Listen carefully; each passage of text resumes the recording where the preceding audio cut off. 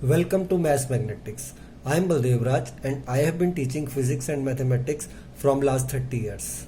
तो बच्चों, मुझे बहुत सारे मेल्स और मैसेजेस मिल रहे हैं कि आप 10th स्टैंडर्ड के लिए वीडियो क्यों नहीं बनाते, क्योंकि अभी तक मैंने 11th स्टैंडर्ड की वीडियो पोस्ट की हैं और कुछ जनरल वीडियोस पोस्ट की हैं.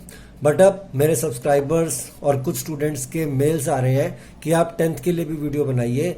That's why I have decided that I should post videos for 10th standard to.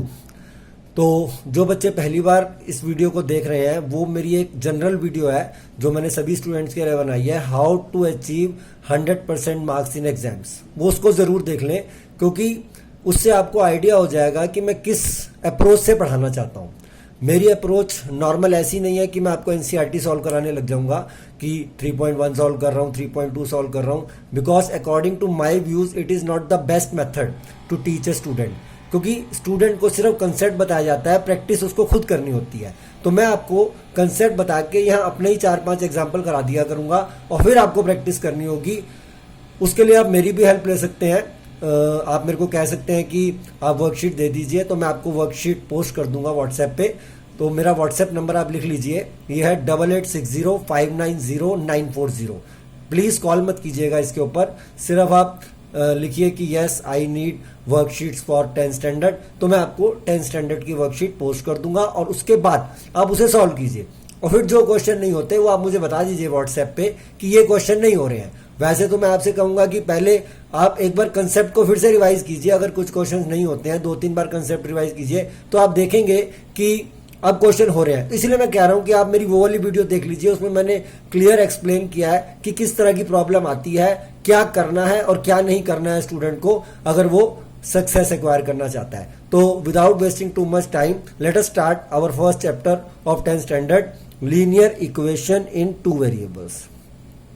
Linear equation in 2 variables. और बच्चों, मेरा कोई जरूरी नहीं होता कि मैं एनसीईआरटी के हिसाब से ही फर्स्ट, सेकंड, थर्ड चैप्टर पढ़ाता हूं. मेरे को तो जो चैप्टर स्कोरिंग है सबसे पहले वो कराना है, और जिन चैप्टर्स का 11th में ज्यादा रिलेशन है उन चैप्टर्स पे ज्यादा ध्यान देना होता है. तो खैर, करना पूरा ही सिलेबस है, बट ये चैप्टर काफी ज्यादा स्कोरिंग है और इससे आपको काफी हेल्प मिल जाएगी कम टाइम में ज्यादा मार्क्स का सिलेबस जिसे कहते हैं कंप्लीट करने की. तो बच्चों, आपने लीनियर इक्वेशन इन 1 वेरिएबल अपने 9th या 8th स्टैंडर्ड में किया हुआ है. तो पहले मैं उसका थोड़ा सा रिकैप दे देता हूँ. लीनियर इक्वेशन इन 1 वेरिएबल क्या होता था? लीनियर इक्वेशन इन 1 वेरिएबल में आपको कुछ इस टाइप की इक्वेशन दे दी जाती थी. 1 वेरिएबल का मतलब 1 अननोन, 3x - 5 = 7. तो आपसे कहा जाता था कि x कैलकुलेट कीजिए. तो आप क्या करते थे? 5 को इस साइड ले आते थे. दिस मीन्स 3x = ये 5 इधर आके पॉजिटिव हो जाता था, 7 + 5 12. तो x की वैल्यू आपकी 12/3 यानी कि 4 आ जाती थी.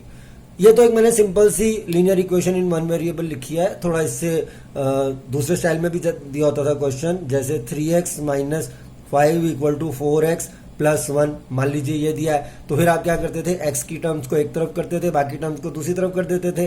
तो अगर मैं इसको अप्रोच करूंगा तो 3x - 4x = 1 + 5. तो this means 3x - 4x - x = 6. This means x की वैल्यू आपकी -6 आ जाती थी. तो ये सब आपने किया हुआ है लीनियर इक्वेशन इन 1 वेरिएबल में, जहां पर एक ही अननोन होता था. 1 वेरिएबल मीन्स 1 अननोन. बट अब हमने पढ़ना है लीनियर इक्वेशन इन 2 वेरिएबल्स, तो यहाँ पे 2 अननोन होंगे, 2 अननोन्स होंगे. तो उस केस में हमें इक्वेशंस भी 2 ही चाहिए. लीनियर इक्वेशन इन 1 वेरिएबल में एक ही इक्वेशन से आप अननोन कैलकुलेट कर लेते थे, लेकिन अगर लीनियर इक्वेशन इन 2 वेरिएबल्स होगा तो वहां पर इक्वेशंस भी 2 होंगी. तो मैं इनकी जनरल इक्वेशन आपके सामने लिख रहा हूं. ये आपको a1x + b1y + c1 = 0. ये एक इक्वेशन है जो कि 2 वेरिएबल की है. इसमें x और y अननोन है और a1 b1 c1 कांस्टेंट है. तो आपको x और y की वैल्यू कैलकुलेट करनी होती है यहाँ पर. तो ये आप तभी कैलकुलेट कर सकते हैं जब आपको एक इक्वेशन और गिवन होगी 2 वेरिएबल की, और वही वेरिएबल होने चाहिए जो इसमें है. दैट इज x और y है इसमें, तो उसमें भी x और y होने चाहिए. a2x + b2y + c2 = 0. ये लीनियर इक्वेशन इन 2 वेरिएबल है आपका. इसमें आपको इनको सॉल्व करना है 2 वेरिएबल्स में. तो कई वे होते हैं इनको सॉल्व करने के लिए. बट माय डियर फ्रेंड्स, एक बात ध्यान रखिए, आप किसी एक मेथड के ऊपर मास्टरी कीजिए पहले.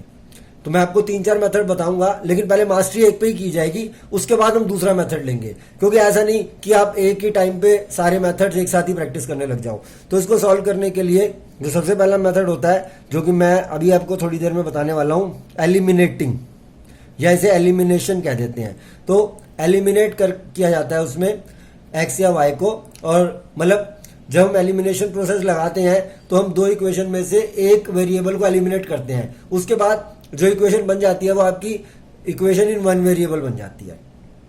दूसरा मेथड होता है by equating the coefficients, by equating the coefficients.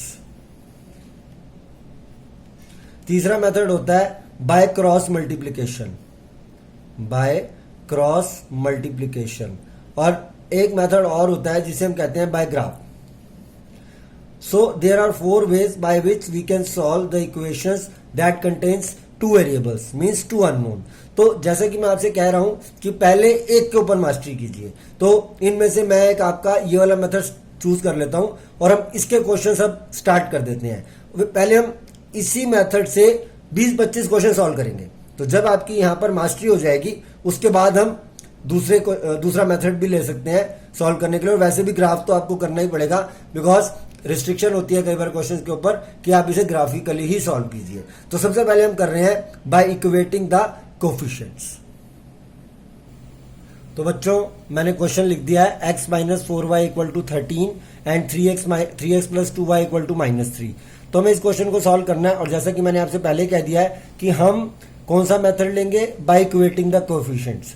तो इक्वेटिंग द कोफिशिएंट्स का मतलब होता है या तो आप इन दोनों में x के कोफिशिएंट्स को इक्वल बना लो या y के कोफिशिएंट्स इक्वल बना लो, वो आपकी मर्जी है, आप किसके कोफिशिएंट इक्वल करना चाहते हैं। तो यहां अगर मैं देखता हूं तो x के कोफिशिएंट को इक्वेट करना इजी है, क्योंकि अगर मुझे ये दो कोफिशिएंट इक्वेट करने हैं तो ये 3 है, तो अगर मैं इस इक्वेशन को 3 से मल्टीप्लाई कर दूं तो वो 3x हो जाएगा। जो कोफिशिएंट है वो इक्वेट हो जाएंगे, तो हम इस इक्वेशन को 3 से मल्टीप्लाई कर देते हैं, तो ये हो जाएगा आपका 3x - 12y = 39, और दूसरी इक्वेशन एज इट इज आ जाएगी 3x + 2y = -3। तो ये आपने x के कोफिशिएंट इक्वेट कर दिए। अब आपका काम होता है जो भी कोफिशिएंट आपने इक्वेट किए हैं उस कोफिशिएंट को रिमूव कर देना। मींस अब ये किसी भी तरह से 3x यहां से हटाना है, यानी कैंसिल करना है। तो क्योंकि कोफिशिएंट ऑलरेडी इक्वल हो चुके हैं, बस अब हमें यही देखना होता है कि ये ऐड करने पे कैंसिल होंगे या सब्ट्रैक्ट करने पे। तो जैसा कि इन दोनों का साइन सेम है, तो ये सब्ट्रैक्ट करने पे एलिमिनेट होगा, कैंसिल होगा। तो मैं इसके साइन चेंज कर देता हूं और यहां पे आप लिख दीजिए सब्ट्रैक्टिंग।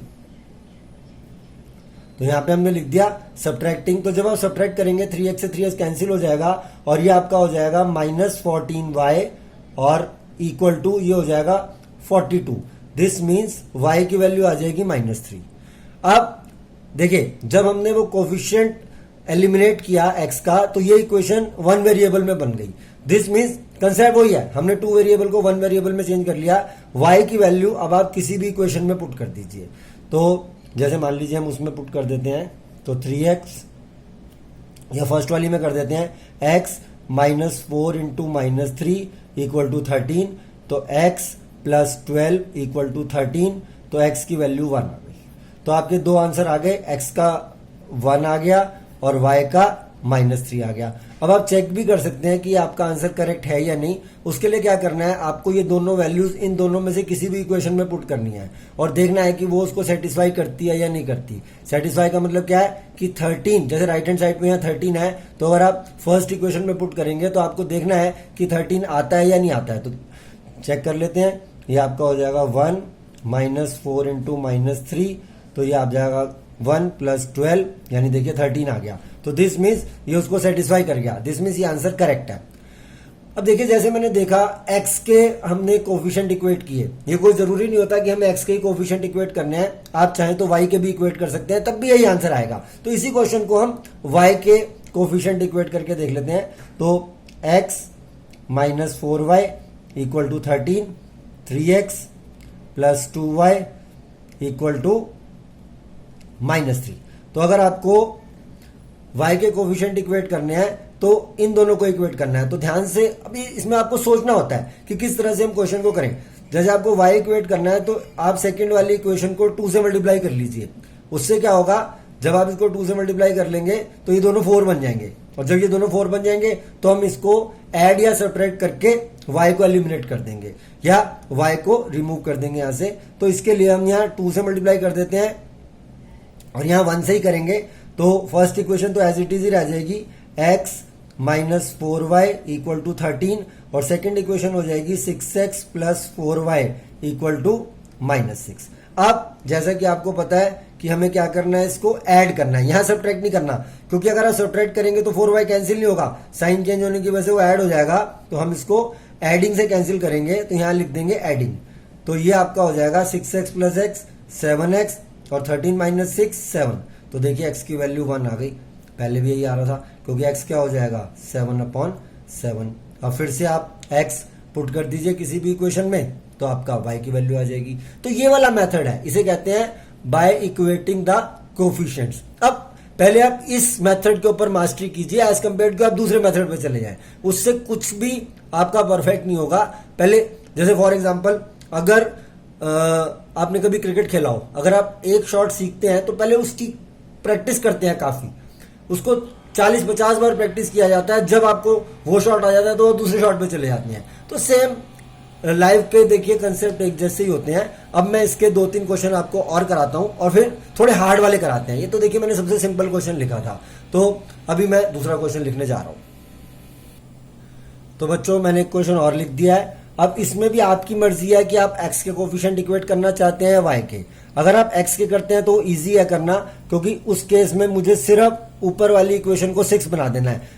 तो यहां पे मुझे सिर्फ 2 से मल्टीप्लाई करना होगा, ये हो जाएगा आपका 6x plus 4y equal to 10, और ये हो जाएगा आपका 6x minus 5y equal to 1। बस अब आपको ये देखना है कि ये ऐड करके कैंसिल होगा या सब्ट्रैक्ट करके कैंसिल होगा।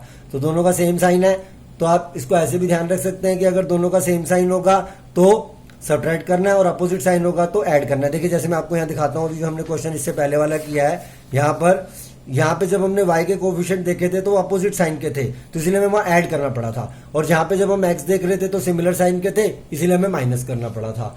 तो यहाँ पर जो कोफिशिएंट हमने इक्वेट किए हैं, दैट इज x के कोफिशिएंट हमने इक्वेट किए हैं, तो उनका साइन सेम है, यानी आपको सब्ट्रैक्ट करना पड़ेगा, और सब्ट्रैक्ट करने का मतलब होता है साइन चेंज करना। तो ये कैंसिल हो गया, अब ये दोनों ऐड हो जाएंगे क्योंकि 5y प्लस का हो चुका है, 9y इक्वल टू 10 माइनस 1 9। तो दिस मीन्स y की वैल्यू आ जाएगी 9/9 यानी कि 1। वो अब y की वैल्यू आप किसी भी इक्वेशन में पुट कर लीजिए दोनों में से, तो हो जाएगा 3x plus 2 into 1 equal to 5। तो 3x इक्वल टू 5 माइनस 2, देखिए 1 वेरिएबल में कन्वर्ट हो गई, तो 3x इक्वल टू 3, तो x की वैल्यू आ जाएगी 1। दिस मीन्स x का आंसर भी 1 आ गया, y का आंसर भी 1 आ गया, और अब आप चेक कर सकते हैं किसी भी क्वेश्चन में पुट करके कि आपने ठीक किया या नहीं किया। तो बच्चों एक क्वेश्चन और प्रैक्टिस करते हैं इसी का। प्रैक्टिस जितनी करते चले जाएंगे उतनी आपकी एक्यूरेसी होती जाएगी। इसीलिए मैं आपसे बार बार कह रहा हूं कि वो मेरी फर्स्ट वीडियो जिसमें मैंने आपको अच्छी तरह से एक्सप्लेन किया है how to achieve 100% marks in exams, उसको जरूर देख लें। मैं नेक्स्ट क्वेश्चन लिख रहा हूं 5x प्लस 8y। ये थोड़ा सा अलग है क्योंकि ये 2 क्वेश्चन सीधे थे जो अभी मैंने किए हैं आपके। अब ये है 2x plus 3y equal to 4। अब देखिए जैसे ये वाला क्वेश्चन था, यहां पे जस्ट 2 से मल्टीप्लाई हो गया, इक्वेट हो गया था। इस क्वेश्चन में ऐसा नहीं है। इस क्वेश्चन में ऐसा इसलिए नहीं है क्योंकि इन दोनों के बीच में कॉमन फैक्टर था 3 और 6 के बीच में, लेकिन 5 और 2 के बीच में कोई भी कॉमन फैक्टर नहीं होता है। तो इस केस में अगर आप कोएफिशिएंट इक्वेट करना चाहते हैं तो आपको यहां 2 से मल्टीप्लाई करना पड़ेगा और यहां 5 से मल्टीप्लाई करना पड़ेगा, उससे वो दोनों 10 हो जाएंगे। तो अगर हम ऐसा करते हैं तो ये आपका हो जाएगा 10x plus 16y equal to 18, और अगर हम सेकेंड इक्वेशन को करते हैं तो 10x plus 15y equal to 20। अब फिर वही बात है, आपको ये देखना है इसको ऐड करना है या सब्ट्रैक्ट करना है, क्योंकि x के दोनों कोफिशिएंट सेम साइन के हैं, तो इसीलिए हम इसको सब्ट्रैक्ट करेंगे। ये कैंसिल हो गया। 16 माइनस 15 क्या हो गया y, और 18 माइनस 20 माइनस 2, तो y की वैल्यू आपकी -2 आ गई। अब y की वैल्यू आप किसी भी इक्वेशन में पुट कर लीजिए। चलिए इसमें कर लेते हैं। वैसे तो किसी में भी पुट कर लो, बट यहाँ पे कैलकुलेशन थोड़ी छोटी हो जाएगी, इसीलिए मैं इसमें पुट कर रहा हूं। तो 3 इंटू -2 इक्वल टू 4, तो 2x माइनस 6 इक्वल टू 4। तो आप इसको सॉल्व करके वैल्यू कैलकुलेट कर सकते हैं। यहां पे हो जाएगा 2x इक्वल टू 10,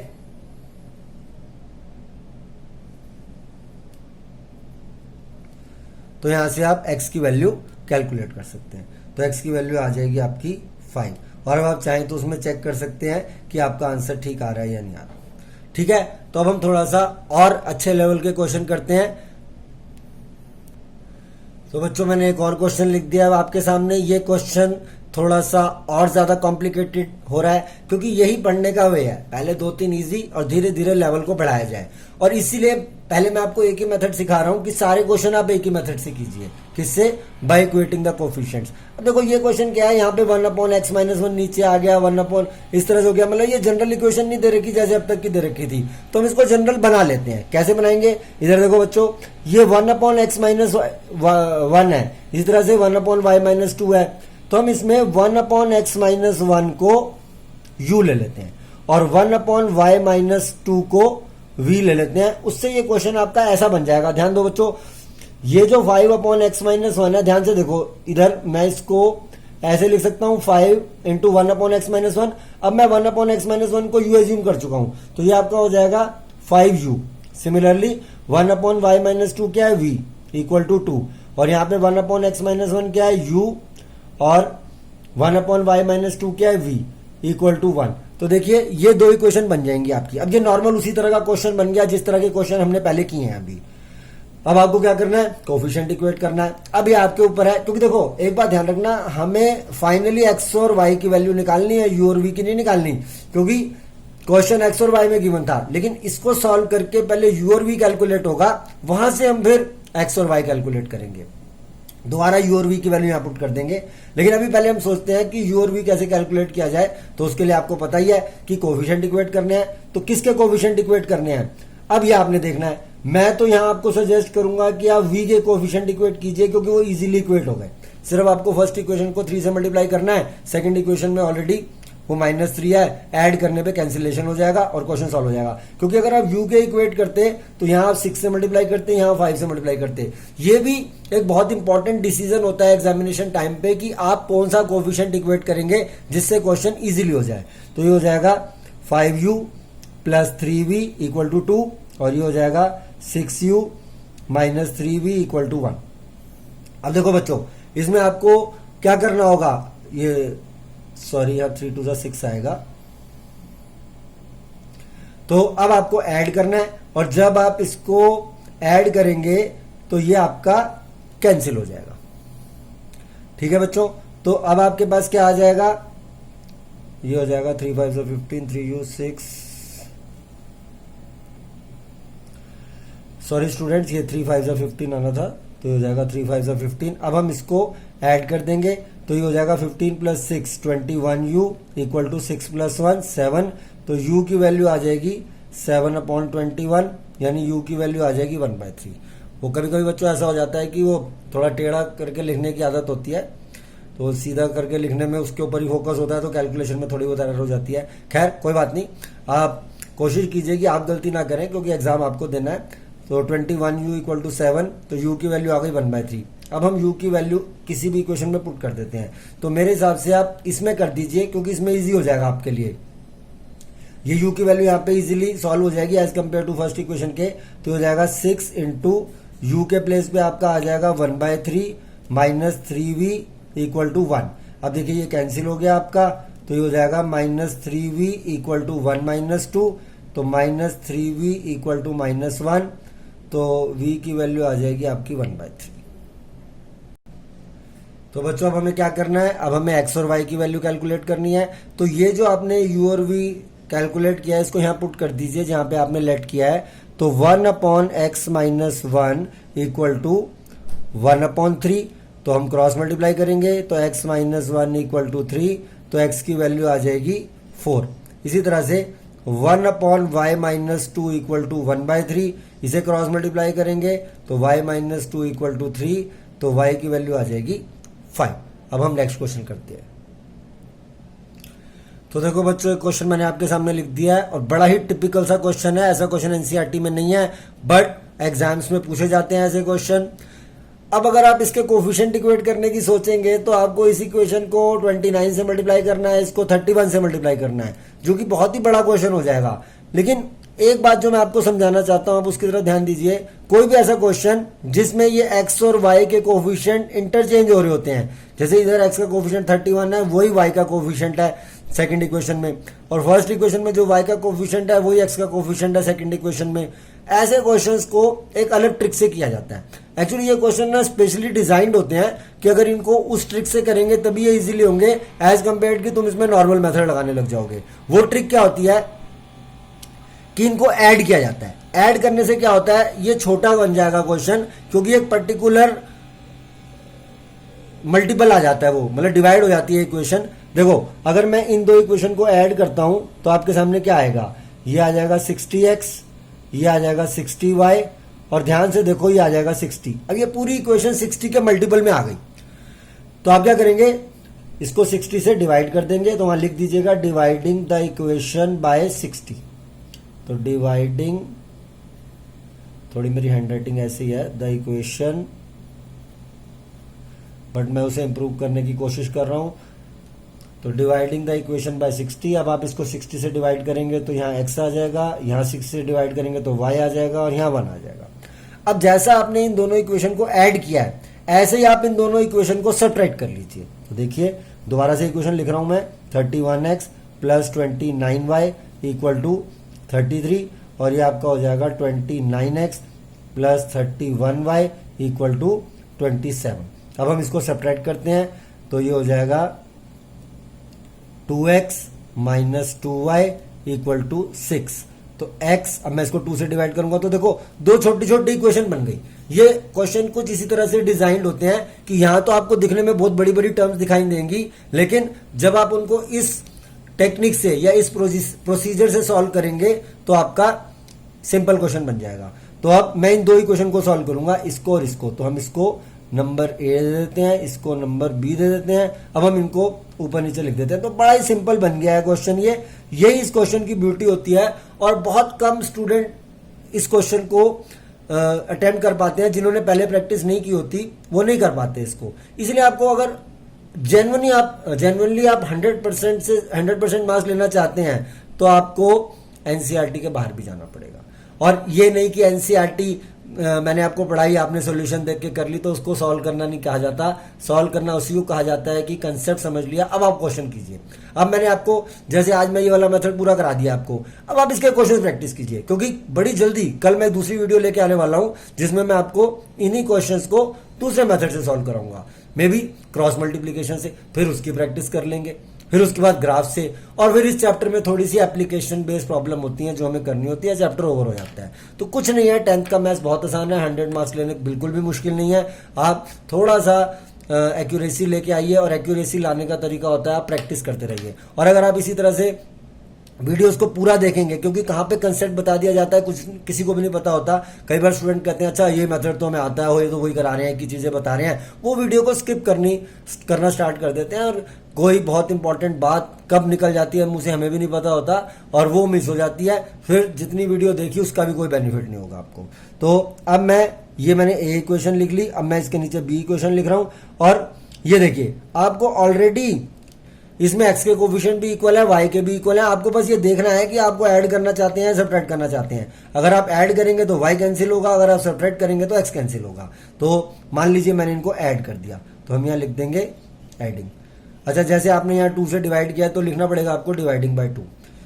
अच्छा, जब आप ऐड करेंगे तो ये आ जाएगा 2x equal to 4, x equal to 2।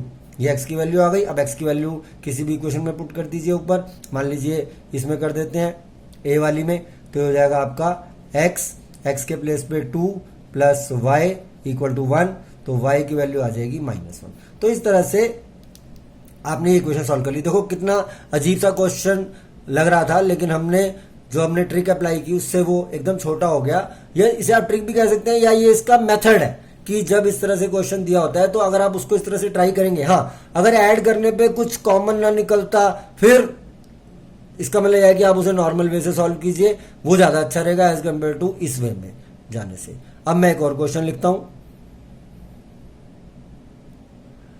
तो देखो बच्चों, मैंने एक क्वेश्चन और लिख दिया आपके सामने, 148x plus 231y equal to 610 और 231x। देखो कितनी बड़ी बड़ी टर्म्स हैं ये। अगर आप इसको नॉर्मल वे से करने की सोचेंगे तो यहाँ 231 से मल्टीप्लाई करना है, यहाँ 148 से मल्टीप्लाई करना है, तो उस केस में बहुत ही लंबा हो जाएगा क्वेश्चन। हम अपनी जो हमने प्रोसीजर सीखा है, जो हमने प्रोसेस सीखा है, वो अप्लाई करके देखते हैं। तो पहले आप इन दो इक्वेशंस को ऐड कर लीजिए। तो जब आप इनको ऐड करेंगे, ये आ जाएगा 379x, ये भी हो जाएगा 379y, और जब आप इसको ऐड करेंगे तो आ जाएगा 731, तो 1137। अब देखिए ये पूरी इक्वेशन 379 से डिवाइड हो रही है, क्योंकि जब आप इसको 3 से मल्टीप्लाई करेंगे तो 1137 आएगा। तो हम लिख देंगे डिवाइडिंग बाय 379। तो आपके पास देखिए फिर सिंपल सी इक्वेशन आ गई, x plus y equal to 3। अब हम इन्हीं इक्वेशन को सब्ट्रैक्ट करते हैं। तो ज़्यादा जल्दी नहीं बचानी है आपको, एक बार दोबारा लिख लीजिए इक्वेशन, ऐसे कहीं गलती हो जाएगी बेकार में। तो 231x plus 148y equal to 527, और ये आपका आ जाएगा 148x plus 231y equal to 610। तो मैंने जान के ये वाली इक्वेशन ऊपर लिख दी ताकि पहली टर्म माइनस में ना आए, क्योंकि कई बार पहली टर्म जब माइनस में आ जाती है तो स्टूडेंट को थोड़ा सा कैलकुलेशन में प्रॉब्लम आ जाती है। तो ये मैंने इसके अब साइन चेंज किए। तो जब आप इसको इसमें से माइनस करोगे तो ये आ जाएगा 11 में से 8 माइनस किए 3, और वहां बच गया 22, तो ये हो जाएगा 83x, ये हो जाएगा माइनस 83y, और ये माइनस का 83।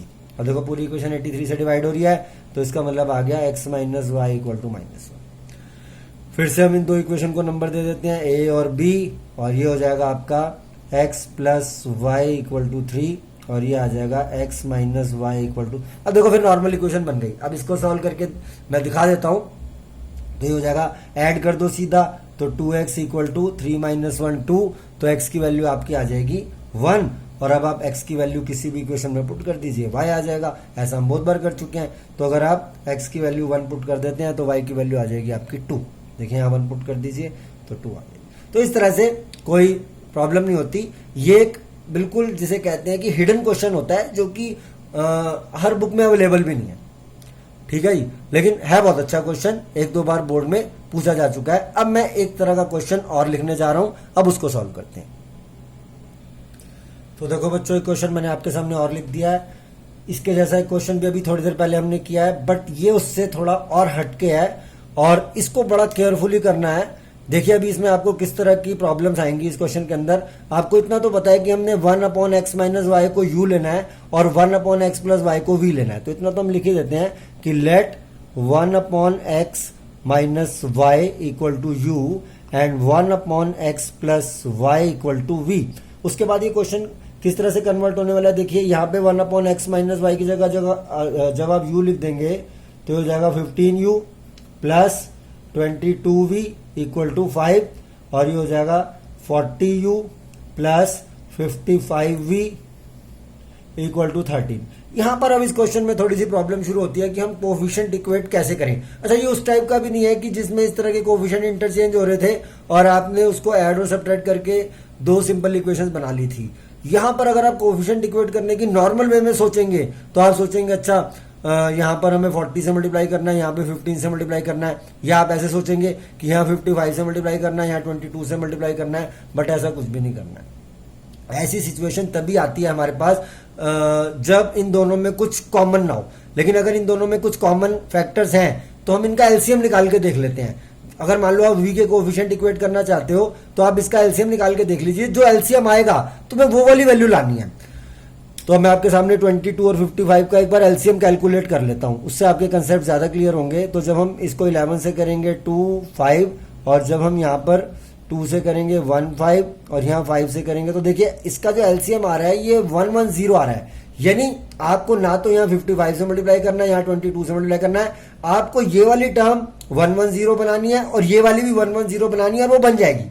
अब आप लॉजिकली सोचिए कि इसको हम 110 कैसे बना सकते हैं। 110 बनाने के लिए सीधी सी बात है, आप इसको 22 से डिवाइड करके देख लीजिए, आपको पता लग जाएगा 5 आ जाएगा। यानी इस इक्वेशन को आप 5 से मल्टीप्लाई करेंगे और इस इक्वेशन को 2 से मल्टीप्लाई करेंगे। ये प्रोसेस होता है, ना कि कई स्टूडेंट समझते हैं कि बस हमें इसको इंटरचेंज करके मल्टीप्लाई कर देना है। तो जब इस तरह की सिचुएशन आती है तो आपके उस वाले कंसेप्ट से आपको प्रॉब्लम आ सकती है, क्योंकि कैलकुलेशन बहुत लेंथी हो जाएगी उस केस में। तो मैं यहां मल्टीप्लाई करना शुरू करता हूं। देखिए आ जाएगा 75u प्लस 110v और ये हो जाएगा 25, और यहां पर आ जाएगा आपका 80u प्लस 110v और ये आपका हो जाएगा 26। अब हम इसमें साइन चेंज कर देते हैं, क्योंकि 110 को कैंसिल करना है हमने। तो देखो बेटा ये क्या हो जाएगा आपका -5u और यहां पे क्या हो जाएगा -1। दिस मीन्स माइनस से माइनस कैंसिल, u की वैल्यू आपके पास आ जाएगी 1/5। तो ये आपने u सॉल्व कर लिया। फिर मैं बता रहा हूं हमें x और y कैलकुलेट करना है, वो मैं यहां पे वैल्यू पुट करके सॉल्व कर लूंगा। अब हम ये u की वैल्यू पुट करते हैं इन दोनों में से किसी भी इक्वेशन में। कभी भी जहां कोफिशिएंट इक्वेट करते हैं वहां मत पुट करो, क्योंकि वहां थोड़ा लंबा होता है क्वेश्चन। हम इन दोनों में से किसी एक में पुट करेंगे, तो हम इसमें कर लेते हैं। तो हो जाएगा देखो 15 इंटू 1/5 और प्लस 22v इक्वल टू 5। अब ये आपका हो जाएगा, यहाँ 3 से कैंसिलेशन हो गया, तो 22v इक्वल टू 5 माइनस 3 यानी 2। तो v की वैल्यू आ जाएगी 1/11, क्योंकि 2/22 कर देंगे आप। अब क्योंकि आपको x और y कैलकुलेट करना था, आपका u और v कैलकुलेट हुआ है, तो ये वैल्यूज आप यहाँ पे पुट करेंगे। ऐसा क्वेश्चन हमने पीछे भी किया था, बट वहां पर क्या था कि यहाँ y नहीं था, यहाँ 1 था, यहाँ 2 था, तो वो सिंपली क्रॉस मल्टीप्लीकेशन से सॉल्व हो गया था। यहाँ पर अब दोबारा से 2 इक्वेशन बन जाएंगी, तो ये हो जाएगा, ध्यान दो इधर, ये हो जाएगा 1/x minus y equal to 1/5 और दूसरी इक्वेशन आपके पास है 1/x plus y equal to 1/11। अब हम इसे क्रॉस मल्टीप्लाई करते हैं, तो देखो बच्चों ये हो जाएगा x minus y equal to 5 first equation से, और सेकंड इक्वेशन से आ जाएगा x plus y equal to 11। अब देखो नॉर्मल इक्वेशन बन गई, y के कोफिशिएंट ऑलरेडी इक्वल है, मैं इसे ऐड कर देता हूं। तो यहाँ 2x इक्वल टू 16 आ जाएगा, x की वैल्यू 8 आ जाएगी, और x की वैल्यू आप पुट कर दीजिए इन दोनों में से किसी भी इक्वेशन में। मान लीजिए इसमें पुट कर दी, तो ये हो जाएगा 8 माइनस वाई इक्वल टू 5, तो y की वैल्यू आपकी 3 आ जाएगी। जब आप 8 को उधर लेके जाएंगे, बाद में माइनस से माइनस कैंसिल हो जाएगा। तो देखो बच्चों ये था लीनियर इक्वेशन इन 2 वेरिएबल। मैंने इसमें काफी क्वेश्चन आपको करा दिए हैं, और एक ही मेथड के ऊपर आपकी प्रैक्टिस कराई है बार बार, बाय इक्वेटिंग द कोफिशिएंट। तो अब मैंने अगर आपको 8-9 क्वेश्चन कराए हैं, तो आप इसके 20-25 क्वेश्चन कीजिए। और अगर आपको वर्कशीट की जरूरत है, तो आप मुझे मेरे व्हाट्सएप पे मैसेज कर दीजिए कि 10th असाइनमेंट्स की जरूरत है, क्योंकि फिर मुझे पता नहीं लगेगा कि कौन सी क्लास के लिए है, किस क्लास का असाइनमेंट मुझे भेजना है आपको। तो ये वे है मेरा पढ़ाने का, और अगर आप इस वे में मेरे साथ रहेंगे पूरे ईयर के लिए, तो मुझे नहीं लगता कि there is any power which will be holding you in getting 100 marks, क्योंकि मेरा एक ही एम होता है, मेरे हर स्टूडेंट के 100 ही आने चाहिए।